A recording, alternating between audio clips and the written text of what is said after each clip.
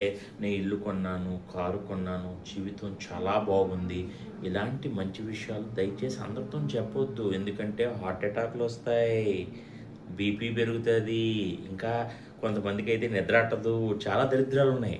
Okay. అదే కాకుండా ఇలాంటివన్నీ చెప్పారంటే మార్కెట్‌లోకెళ్ళి నిమ్మకాయలు కొంటారు. దానికో స్పెషల్ ఎఫెక్ట్ పూజలుంటాయన్నమాట. ఇవన్నీ మనకు అవసరమా భయ్యా?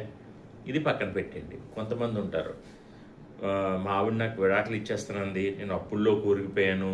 అనారోగ్యం బాలేదు అని చెప్పండి.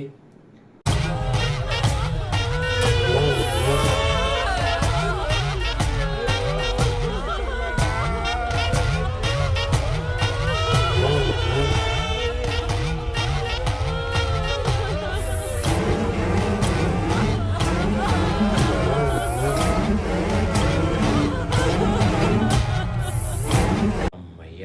వాళ్ళకి ఎక్కడో తెలియని ఒక ఆనందం స్టార్ట్ అయిపోద్ది. వాడేంటంటే ఈడు కూడా మన బ్యాచే అనుకున్నోళ్ళు కొంతమందుంటే, కొంతమందైతే ఇంక మరి ఆ ఆనందానికి అవధులుండవనమాట. ఓకే. గుర్తుపెట్టుకోండి. మంచిని చెవిలో చెప్పాలి. దరిద్రాన్ని మైక్‌లో అరాలి. ఎందుకంటే, మన దరిద్రం కోసం వెయిట్ చేసే బ్యాచ్ బయట చాలామందున్నారు. వాళ్ళందరి కోసమైనా అరండి. కనీసం అలాగైనా మనకి దిష్టి తగ్గుతది. మనం చాలా హ్యాపీగా ఉంటాం. నేను చెప్పింది కరెక్టా కాదా? కరెక్ట్ అయితే కింద కామెంట్ ఏసుకోండి. ఇంకా నచ్చితే ఒక లైక్ ఏసుకోండి. బై.